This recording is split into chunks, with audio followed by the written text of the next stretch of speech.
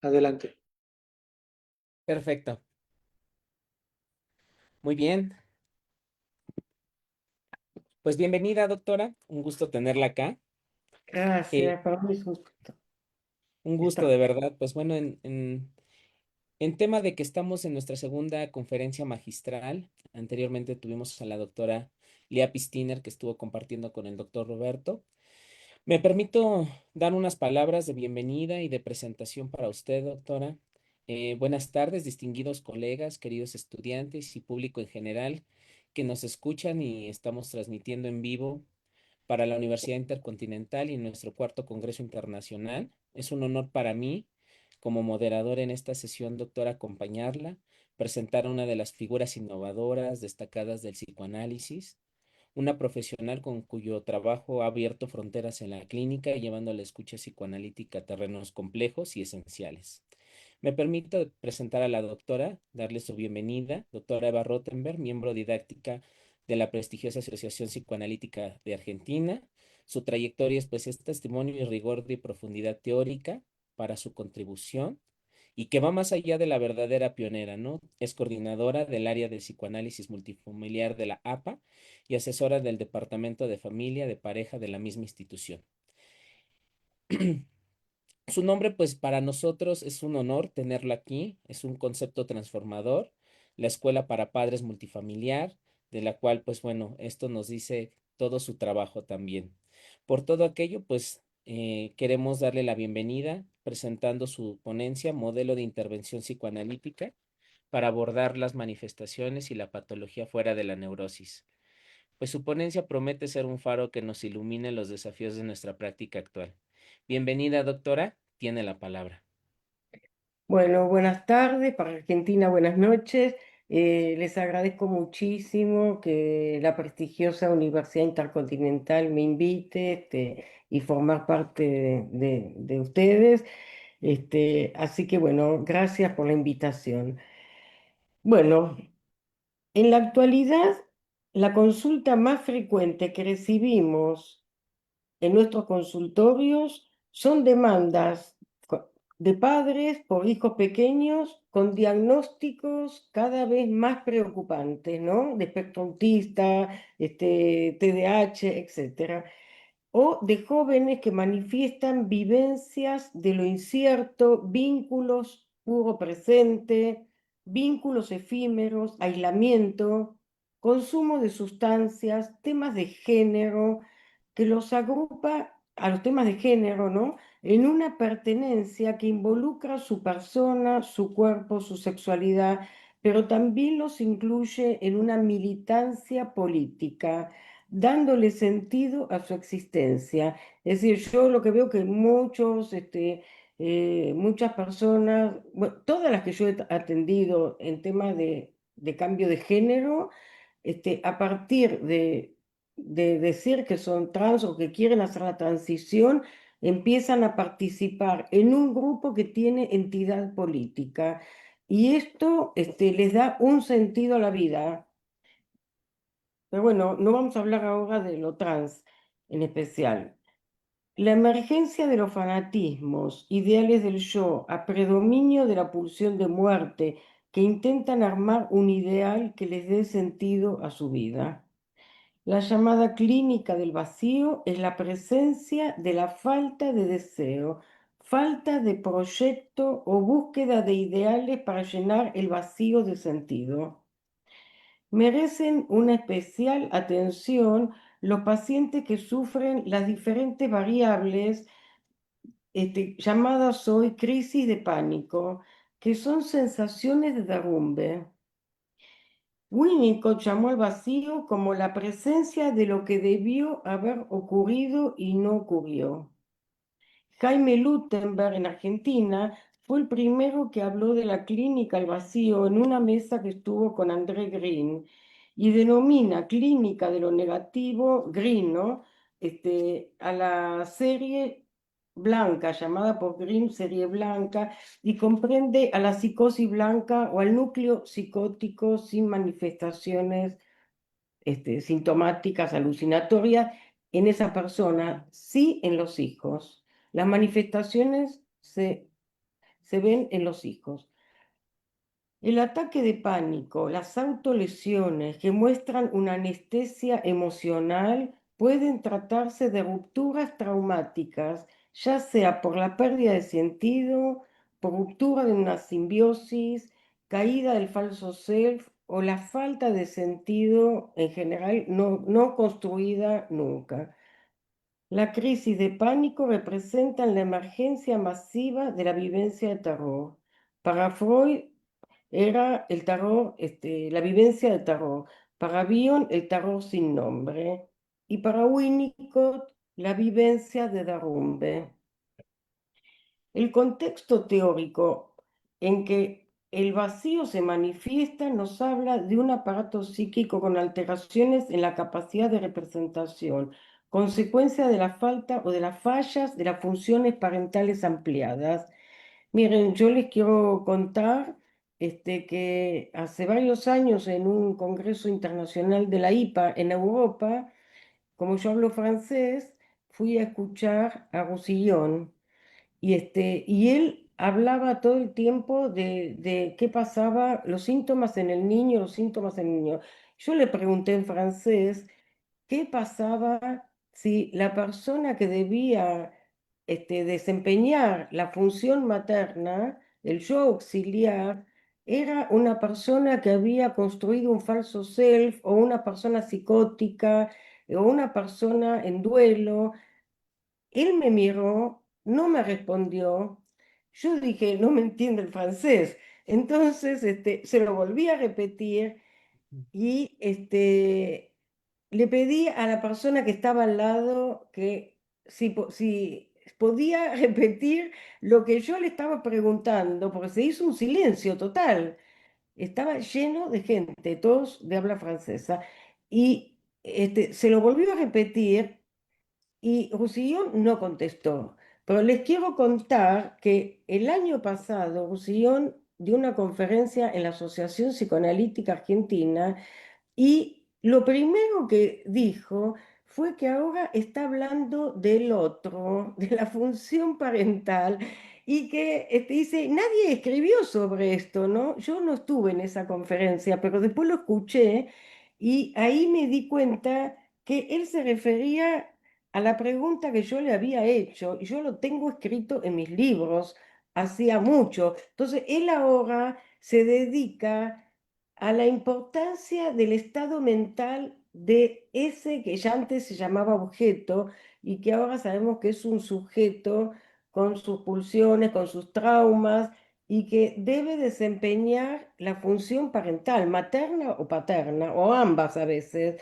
Entonces, fíjense, bueno, qué importante, y esto es algo bastante nuevo. Roussillon habla de esto como algo nuevo, y yo sé que no me contestó porque se quedó pensando y no lo había pensado nunca él. Entonces, esto nos habla de cómo tenemos que ampliar el psicoanálisis. Bueno, entonces, acá yo lo hablo, ¿no? Cuando hablamos de vacío mental, siempre pensamos en adolescentes. Pero, ¿qué sucede si los padres sienten un vacío existencial o un falso self y que intentan llenar con el nacimiento de un hijo o hija? Pero cuando nace el bebé, se enfrentan a la demanda real del recién nacido y sienten que el bebé no les llena ese vacío que creyeron que llenaría su sentido de vida. No solamente esto, sino que el bebé tiene una demanda incondicional y alguien que vive una sensación de vacío, el papá o la mamá, o que tiene un falso self, no sabe cómo responder.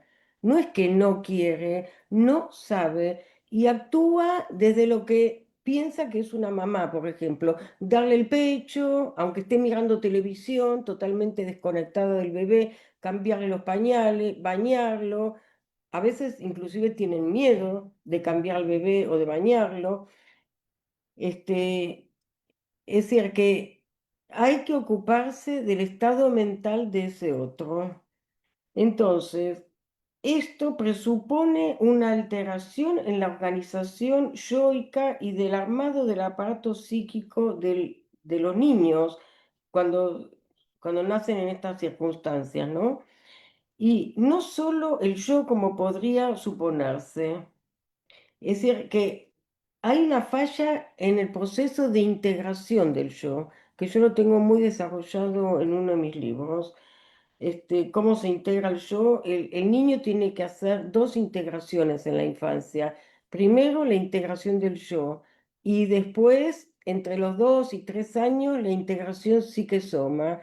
Y ambas integraciones dependen del otro, de cómo el otro valida las sensaciones del bebé o las desmiente o las niega o no las comprende. Entonces, estas vivencias de vacío, este falso self, dan diferentes sintomatologías en los niños, ¿no? Porque el problema, el síntoma se ve en el otro, en los hijos. A partir de la vivencia de vacío como condición patológica primaria del déficit, no podemos trabajar como las neurosis. El proceso terapéutico no trataría de hacer consciente lo inconsciente ni de hacer construcciones en psicoanálisis. ¿Por qué no? Porque las construcciones las hace el analista y pone sus palabras, pero aquí se trata de otra cosa, se trata de despertar vivencias, es decir, no se trata ni de hacer consciente lo inconsciente, porque es de un inconsciente que yo llamé mudo, que es el inconsciente del trauma, que nunca fue pensado, así que no fue reprimido, ni tampoco de hacer construcciones, ni tampoco, como dice Green, de buscar una representación a la pulsión, porque no se trata de que el terapeuta haga una interpretación simbólica que al paciente no le llega. Se trata de generar una disponibilidad que esto se facilita mucho con un encuadre ampliado para la emergencia de las vivencias que quizás nunca fueron pensadas, generando la posibilidad del desarrollo de la potencialidad interna con que nace el bebé y que de acuerdo a cómo al estado mental de esos otros, madre y padre o madre o padre, han quedado sin desarrollar. Es decir, que no partimos del déficit, sino de la virtualidad sana, lo que sí se puede desarrollar, que quedó sin desarrollar, generando las condiciones apropiadas. Entonces, los traumas o el vacío de la mamá o el papá, este, se pueden descargar, esto también lo tengo escrito en mis libros, se puede descargar sin mediación en el bebé o niños más grandes, y ese hijo pasará a ser la figurabilidad de la angustia sin nombre de los padres. Por ejemplo, una mamá que está angustiada, angustiada, muy angustiada, pero quizás ni sabe por qué. Y nace el bebé y empieza con sintomatología en la piel. Son casos que he atendido un montón. Cuando el bebé se enferma, un bebé recién nacido, puede ser de 2 semanas, cuando el bebé se enferma, la angustia empieza a tener nombre. Estoy angustiada porque mi bebé tiene algo en la piel o vomita o no duerme. Pero la angustia era previa, era la angustia materna o paterna y el bebé pasa a ser la figurabilidad de esa angustia que no tenía representación psíquica. Entonces, hay otro aspecto fundamental que hace necesario el cambio de encuadre. Las fallas de las funciones parentales no sucedieron solo durante los primeros años de vida de los hijos. Vemos en las patologías graves que los padres siguen enfermando a sus hijos en el presente, aunque tengan 20 años, sin darse cuenta, porque la compulsión a la repetición es inconsciente. Atender solo al paciente asignado es ver solo una parte del problema, la punta del iceberg. La pregunta es cómo abordar estas consultas. Evidentemente, la asociación libre, que era la vía regia para la neurosis, no lo es para estas manifestaciones que no tienen representación palabra. Este, entonces, ahora vamos a hablar del encuadre, del cambio de encuadre. Yo le voy a pedir si puede mostrar las fotos, a ver, porque yo voy a pasar las fotos del cambio de encuadre. Yo estuve 15 años en el servicio de dermatología del hospital de niños más importante de Argentina y creo que de Sudamérica, Ricardo Gutiérrez. Y voy a mostrar cómo era el encuadre, después vamos a hablar de encuadre. En adultos o con adolescentes es lo mismo, pero sí ya de adultos, sin niños. A ver, si puedes pasar, bueno, ven, acá hay una nena con alopecia areata, los padres están alrededor y los niños están adelante en una mesa, todos alrededor, estamos sentados y los niños dibujan o hablan. Sigamos. Ven, acá están las mamás, los niños, atrás con bebés de todas las edades. Atrás hay más adolescentes. Sigamos.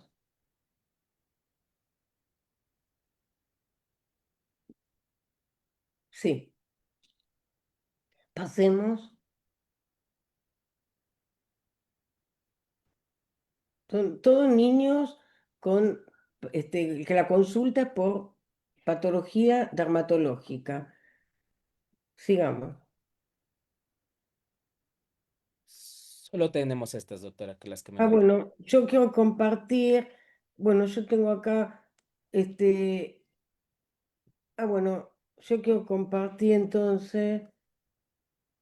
este, porque tengo unos dibujos que quiero mostrarles, que mientras los niños, mientras hablamos, los niños dibujan, bueno, esto es lo mismo, los niños dibujan temas que tienen que ver con lo que se va hablando. Miren, por ejemplo, esta nena que tenía vitiligo, murió el abuelo y los padres decían, no, Anita elaboró la muerte del abuelo muy bien. Y fíjense que la nena hace un dibujo con lágrimas, hay dibujo con lágrimas, hay una sonrisa grande, pero está llorando y el vitiligo son como lágrimas en la piel, ¿no? Este, entonces, a ver,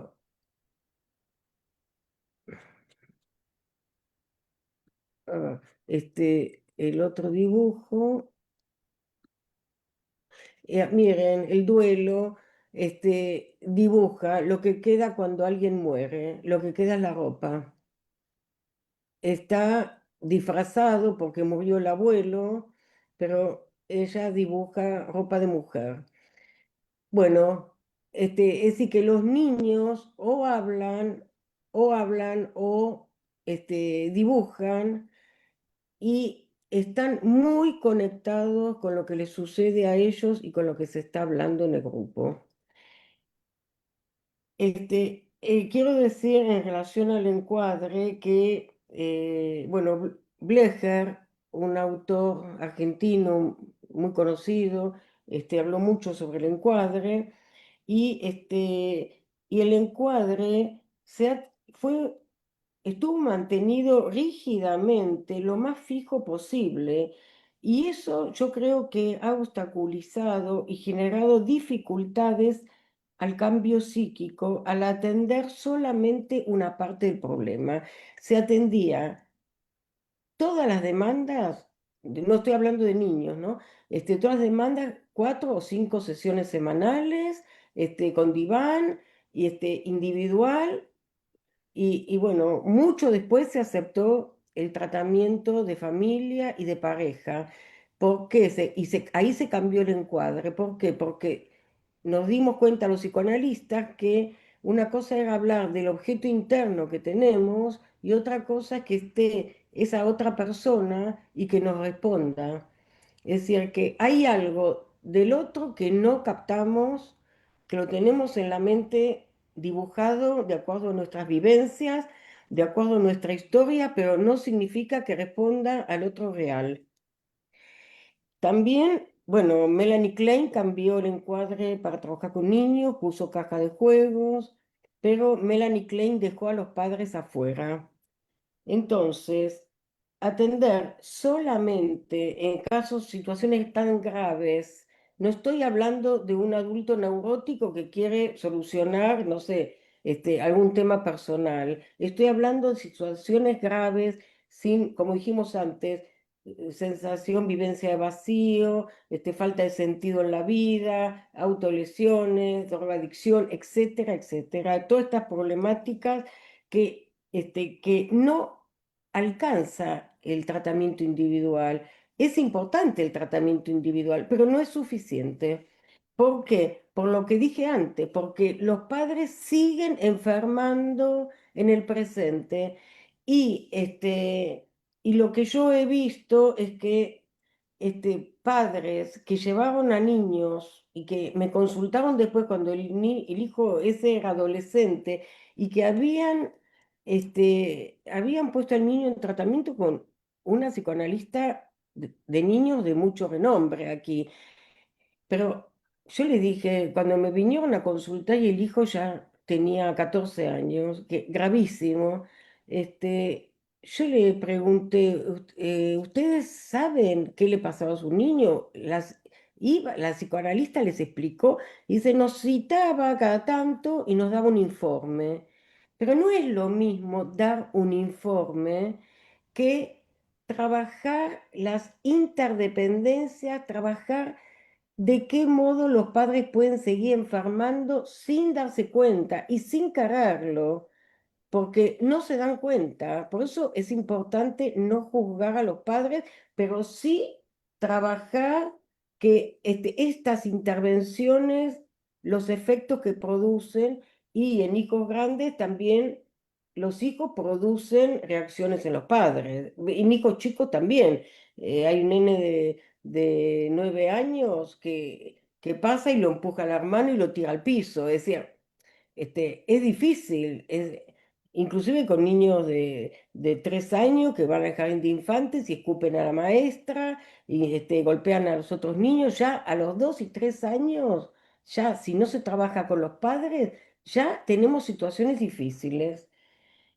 Entonces, hemos necesitado la pandemia para descubrir que la terapia por internet puede seguir siendo psicoanalítica. Según mi criterio, es psicoanálisis si trabajamos con la noción de inconsciente, de pulsión, transferencia y contratransferencia. A pesar que Winnicott es considerado psicoanalista y no trabajó con el concepto de pulsión. El encuadre bueno, el encuadre, se pensaba que el encuadre grupal y con la familia, con los padres, sería rechazado por la confidencialidad, ¿no? Pero resulta que el profesor Jorge García Badaraco descubrió en los neuropsiquiátricos de hombre y de mujer de acá de Buenos Aires, de Argentina, empezó a juntar a los pacientes internados con los padres, con toda la familia, todos juntos, y descubrió que todo lo contrario, que cuando el grupo genera una confianza absoluta, una pertenencia, y lo que no fue pensado y puesto en palabras por una persona o una familia, quizás expuesta en palabras por otro hijo, por otra hija, por otra mamá. Y entonces, la ampliación del encuadre, metafóricamente, la podemos pensar como mirar un fenómeno con distintos lentes. No es lo mismo ver una célula con una lupa, con anteojo, con un microscopio o con un lente láser. Veremos diferentes aspectos y manifestaciones. Esto es lo que sucede también con las personas. La mente humana y los vínculos son de mucha complejidad. El encuadre ampliado que permite la atención de numerosas familias ha generado que la transferencia hacia la persona del analista se difumine entre varios. Lo mismo con la contratransferencia que siente el analista puede concordar o complementarse con la que sienten otros conductores del grupo y esto permite captar más la complejidad. Es un espacio continente de diferentes miradas y experiencias, favoreciendo la puesta en palabra de vivencias mudas para muchos. Contiene la violencia a los pacientes. No es lo mismo que un paciente se violente en un consultorio individual que en un grupo donde muchos pueden tranquilizarlo o contenerlo o no permitir que rompa algo, sin, sin ponerle un chaleco de fuerza, ni inyectarle un calmante, ni nada por el estilo. Hablándole, logramos que se tranquilice. Entonces, la transferencia masiva, ya sea agresiva, erótica, psicótica o neurótica, tiene diferentes sujetos posibles de recepcionar dichas emociones y es mucho más factible de transformación de las ansiedades que en una terapia individual o familiar. Por ejemplo, en la terapia familiar, de familias graves, estoy diciendo, psicóticas o perversas, van a transferir al terapeuta la misma violencia que transfieren al paciente asignado y van a tratar de que nada cambie, que el terapeuta, por tanta violencia que le transfieren, no pueda ni pensar. En cambio, en un grupo multifamiliar se puede seguir pensando porque somos muchos. Retomo entonces ciertos interrogantes. El psicoanálisis hoy quiere curar el deseo o permitir que se despierte el deseo o anestesiarlo con medicación, drogas, jueguitos electrónicos o transformar la intolerancia, poner palabras y sentido al vacío e indagar en las cadenas del deseo. Es decir, cómo poder favorecer un dispositivo donde un hijo que nunca se sintió comprendido y que no siente perspectiva de futuro, empiece a ser comprendido por otros primero, y después por su familia, y empiece a despertar deseos propios. El saber tiene un estatuto provisorio. No podemos seguir repitiendo las teorías sin ver las nuevas presentaciones clínicas que recibimos en el consultorio. Debemos repensar las teorías de acuerdo a las presentaciones clínicas y no al revés, querer encajar lo nuevo en las teorías existentes. Hay presentaciones nuevas, por ejemplo, no solamente el tema de tantos jóvenes que consumen droga, sino también la fertilización asistida, el trasplante de órganos, la reasignación de género, etcétera, etcétera. No, no es siempre lo mismo. Freud fue un científico muy honesto. Él fue modificando sus consideraciones teóricas, este, y, eh, por ejemplo, acerca de la angustia, ¿no? Entonces, primero, la relaciona con la incapacidad psíquica para tramitar montantes de excitación. Tiene viste, él habla del trauma como un exceso que sobrecarga al aparato psíquico. Luego va agregando, ¿no? En 1905 la angustia neurótica que nace de la libido, bueno, y va diferenciando la angustia real, la angustia neurótica, la angustia señal como reacción a un peligro, después la fobia, que es una proyección de la angustia. Bueno, él va transmitiendo y va desarrollando más teoría, no es que él se encaprichó con un punto de vista. Y él dice que deja para las generaciones siguientes el tema de la compulsión a la repetición y el trauma. Y esto es lo que nosotros nos enfrentamos el día de hoy. Entonces, bueno, Lacan mismo, al referirse a la angustia, lo dice como la presentificación de algo de lo real. Y para Lacan, lo real es algo inasible. Es algo que es lo que yo llamo el trauma mudo, que puede ser algo transgeneracional o que puede ser una angustia sin nombre de los padres. Bueno, este, entonces, eh, las manifestaciones sintomáticas de los niños pequeños en el cuerpo, como vimos de la piel o un bebé que no duerme o que vomita o que, bueno, o adolescentes, como ya hablamos antes, sin proyecto, sin deseo, sería algo de luminoso porque los padres no entienden cómo le sucede eso a los hijos. Es como que de niño parecía todo bien y de golpe en la adolescencia empieza a surgir todo esto que, que es como un espejo invertido. Los padres sienten que les refleja algo que ellos no reconocen en ellos mismos. ¿Por qué? Porque es inconsciente. Los traumas son inconscientes. Es decir, podemos tener idea de algo que nos angustió, pero los efectos no.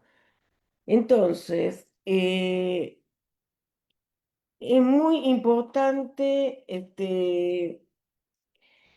bueno, ver que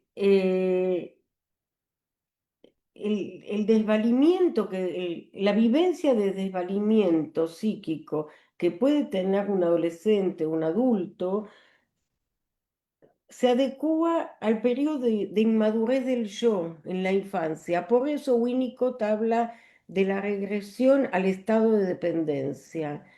Pero en la temprana infancia no hay una regresión al estado de inmadurez del yo, porque el niño está en un estado de inmadurez del yo, está en un estado de armado del yo.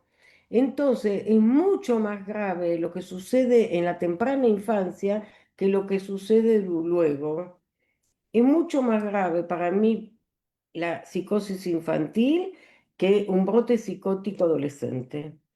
Pero bueno, es muy importante poder trabajar con los padres y los niños.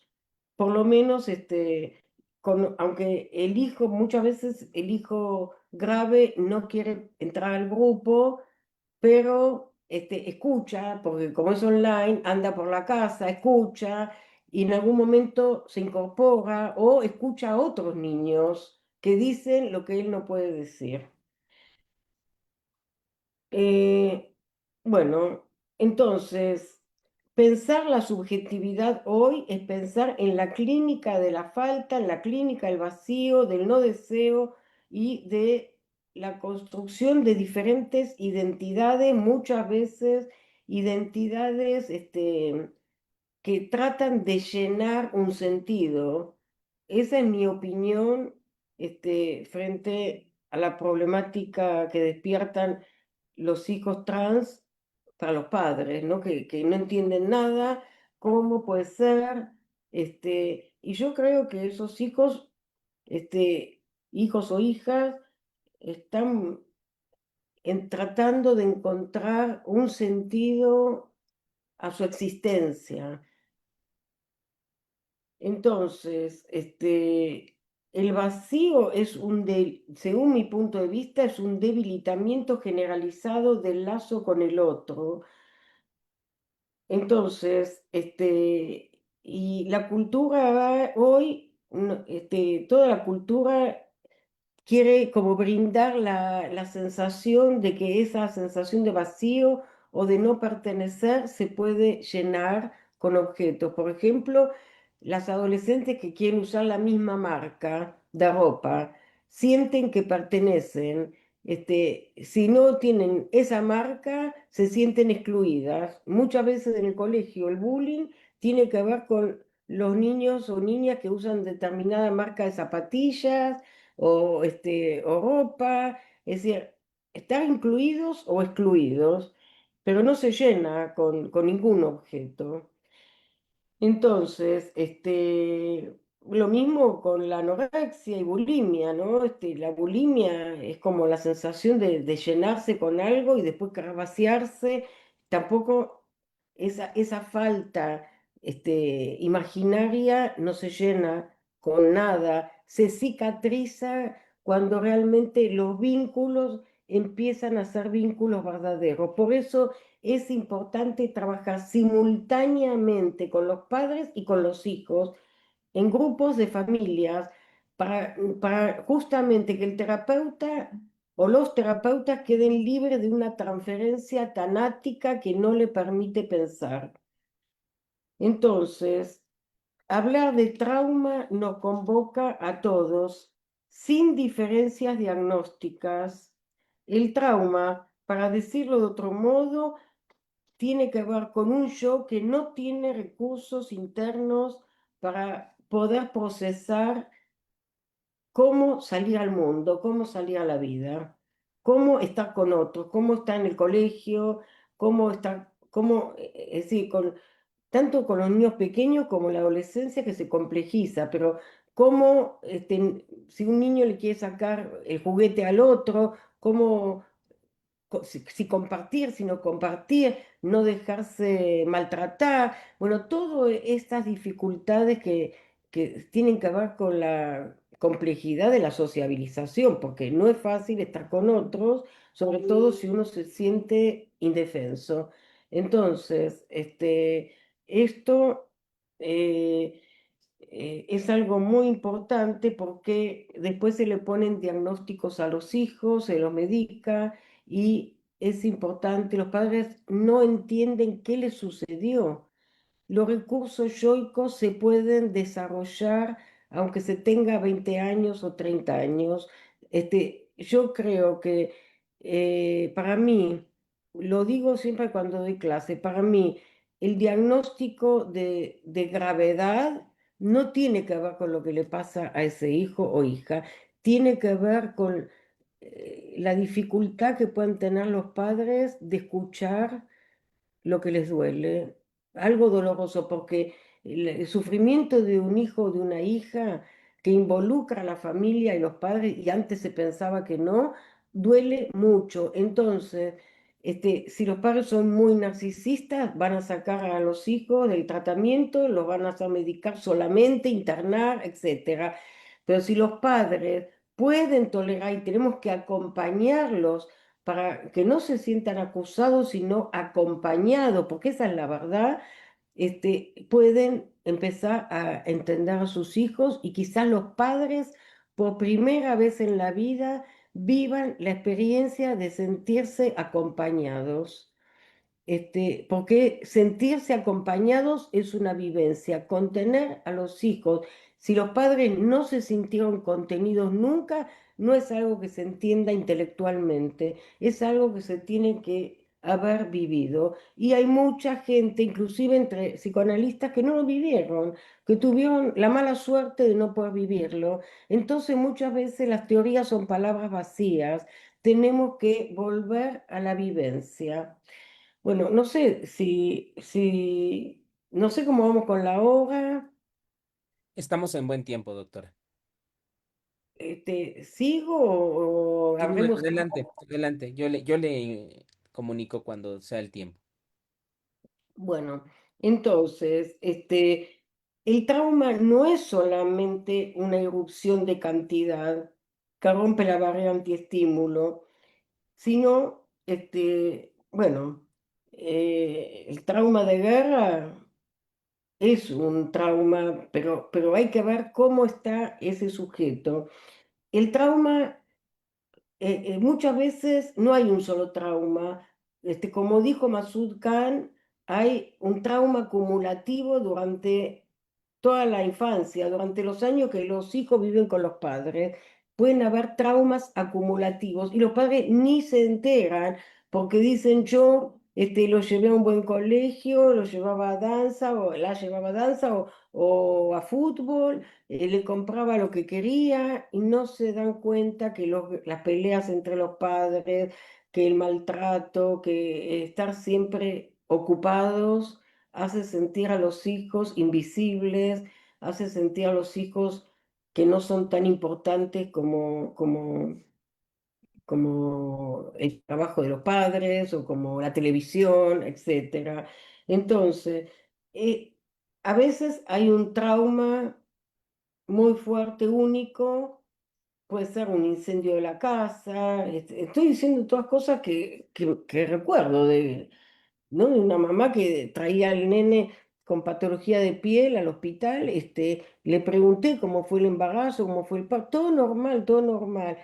Entonces yo cambié la manera de preguntar y preguntaba, bueno, ¿cómo se sentía usted durante el embarazo y cuando nació su bebé? ¿Con quién la acompañaba? Es decir, tuve que cambiar la pregunta porque los padres decían todo normal, todo normal. Y me acuerdo de una mamá que dijo, ay, me sentía muy mal porque se incendió la casa, tuvimos que mudarnos, perdimos todo y había dicho todo normal, todo normal. ¿Por qué? Porque la gente piensa por hechos aislados. El embarazo y el parto en el hospital, todo normal, pero la vida era un caos. Es decir, cómo esa mamá se pudo conectar con un bebé y con el parto, muy difícil. Pero tenemos que cambiar las preguntas, tenemos que favorecer que las personas entiendan algo más concreto. Es decir, cómo era tu vida cuando nació el bebé? ¿Cómo fue el embarazo? ¿Te acompañó alguien, tu marido, tu pareja, tu familia? Bueno, este, bueno, entonces, hablar de trauma es hablar de sufrimiento, según mi punto de vista, no de diagnósticos.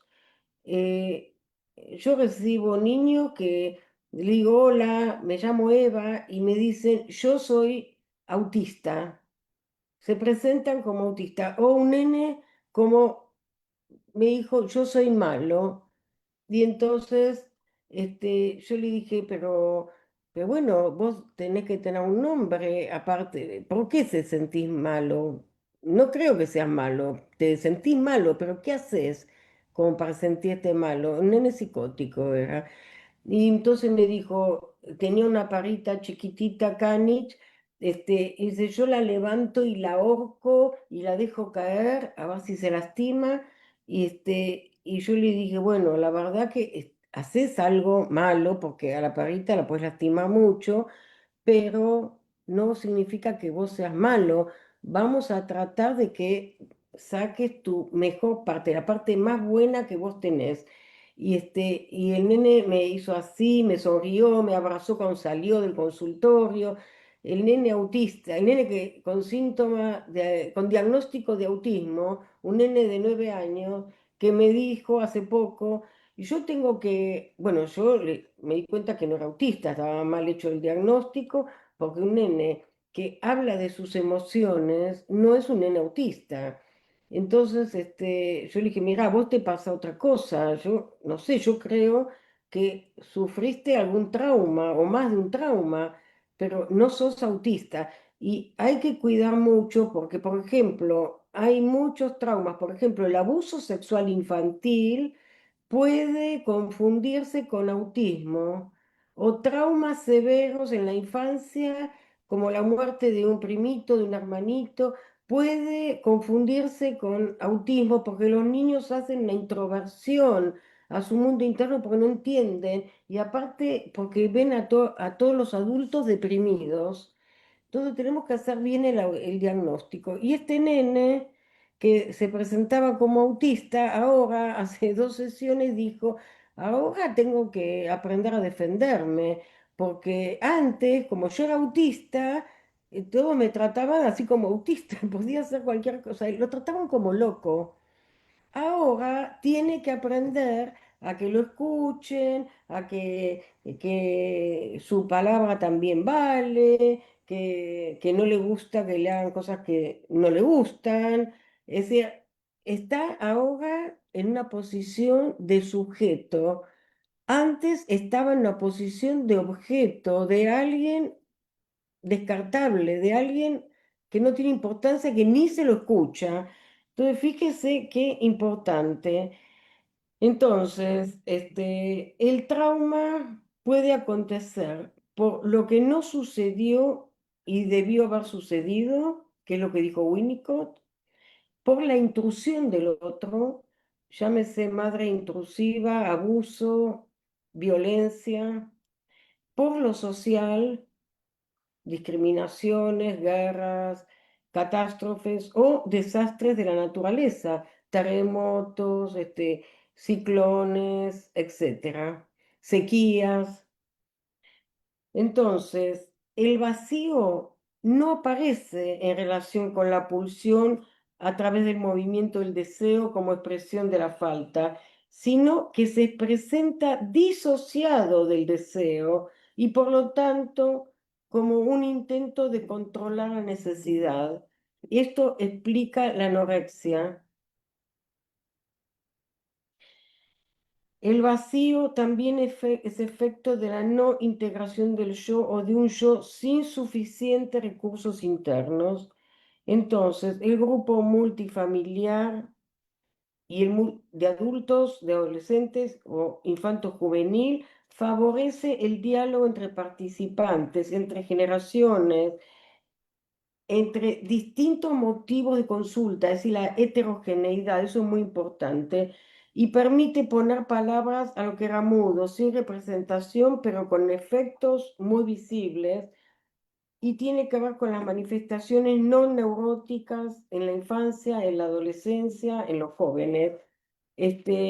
La heterogeneidad de las consultas es muy importante, y de diferentes edades. No poner niños con problemáticas de adultos que hablan de la sexualidad, pero por ejemplo, un nene que vino y que yo le pregunto, me presento, le pregunto a la mamá cómo se llama, le pregunto al nene y la mamá contesta por el nene. Yo le pregunté al nene si no puede contestar y la mamá dice, no, él no contesta, es como la familia del padre. La familia del padre, el padre ya se había divorciado del padre del hijo, así que era peyorativo. Y un adolescente que estaba en el grupo hace un tiempito, con patología de piel, también con acné severo, y que ya estaba en la universidad, haciendo el ingreso a la universidad, dijo, yo no entiendo cuando una mamá dice, él es así. Yo, que ya tengo 18 años, todavía no puedo decir yo soy así, me estoy conociendo y a veces soy de una forma, a veces soy de otra, pero ¿cómo una mamá puede decir él es así? Estaba hablando de ese nene, pero también de sus padres, ¿no? Y el nene que recién llegaba, que estaba sentado entre las piernas de la mamá, que la mamá había respondido por él, se sentó en una silla y empezó a decir su nombre y a hablar de él. Es decir, que es muy, en cambio, cuando los grupos son por la misma patología, por ejemplo, diabetes o dermatitis atópica en la piel, los padres se victimizan, todos los padres se victimizan y el hijo es el karma que tienen que sufrir. Imagínense, pobres hijos, están colocados en un lugar que hacen sufrir a sus padres que tienen que gastar mucho dinero y se preocupan mucho y en realidad los niños no saben lo que yo dije antes, que son la figurabilidad de la angustia sin nombre de los padres, y que si no hubieran sido ellos los enfermos, hubiera sucedido otra cosa o otro hermano sería el enfermo, porque la angustia no la genera el hijo, los problemas del hijo son generados por lo no consciente del vínculo de los padres con el hijo o con los hijos o de cada uno con ese hijo o esa hija. Perfecto, doctora. Estamos en momento, muchas gracias por la exposición, doctora. Estamos en el tiempo para algunos comentarios que nos han hecho sobre su exposición. Y Bueno. bueno, para dar también paso a las preguntas y que esto nos lo puede extender en su experiencia, doctora. Muchísimas gracias, sobre todo por esta exposición clínica tan rica que tiene muchísimos elementos que pensar. Acá en nuestro en vivo tengo algunas preguntas que quisiera transmitirle, doctora, para poder desarrollar en estos minutos que nos quedan. Nos preguntan acá que como terapeutas en nuestro análisis personal, ¿cómo poder comenzar el trabajo hacia dicha sensibilización de la propia historia y no solo ser abordados desde lo pensado? ¿Qué experiencia nos puede compartir al respecto? Bueno, la formación que yo doy es teórico-clínica. Los terapeutas que se forman participan de grupos multifamiliares y todos somos hijos, algunos somos madres, padres, hermanos, es decir, que siempre nos vamos a identificar con algo que sucede y a mí los terapeutas me agradecen, me dicen, me está sirviendo para mi vida personal, para mí, para ver cómo soy yo con mis hijos, con mi marido, o con mi esposa, porque hay aspectos que no se ven en la terapia individual, no surgen nunca, porque uno no habla de lo que no pensó. Mm. Entonces, esta sensibilización donde el paciente psicótico expresa angustias de una manera muy intensa porque no fue entendido, pero son emociones que todos hemos vivido, porque todos tenemos que pasar de la dependencia absoluta, ¿no? Cuando alguien nace de la panza de la mamá, la obstetra corta el cordón, todos pasamos de la dependencia absoluta a la dependencia relativa, pero el camino es hacia la autonomía y hay familias que no permiten la autonomía porque los padres sienten que se mueren. ¿Por qué? Porque han proyectado tanto, han depositado tanta patología en ese hijo o esa hija que no pueden quedarse solos los padres. Ok. Muchísimas gracias, doctora. También nos preguntan por acá. Gracias por su exposición, doctora Eva. En el modelo de intervención que nos expone, ¿podría compartirnos cómo trabajó la contratransferencia? Este, bueno, a ver, tengo que pensar alguna situación. En qué situación? Yo Este, creo que podría ser en esta parte que nos comentaba por decir del trabajo con personas que venían con un familiar con dermatitis. a ver, miren, en estos grupos multifamiliares, este, a ver, muchas veces, casi nunca es necesario hablar de la contratransferencia. Claro. ¿Por qué? Porque alguien la va diciendo. Es decir, cuando esta mamá contestó por su hijo, dijo, él es igual que el padre. Yo personalmente sentí una descalificación muy importante hacia el padre, hacia la familia del padre, y el hijo es varón. Entonces, el hijo estaba en un lugar, se sentó entre las piernas de la mamá, estaba atrapado con esa madre. Y el adolescente que dijo, lo que dije recién, lo pudo expresar desde su vivencia mucho mejor que si yo hubiera hablado de lo que yo sentí, que la madre era atrapante, que descalificaba al padre, porque eso hubiera sido resistencial para la mamá. En cambio, la vivencia del adolescente le llegó directamente al corazón, al nene y a la madre. Claro, claro, circuló, ¿no? Como tal. Claro, y lo importante es que se despierten vivencias. Eso es lo que produce el cambio psíquico, las vivencias.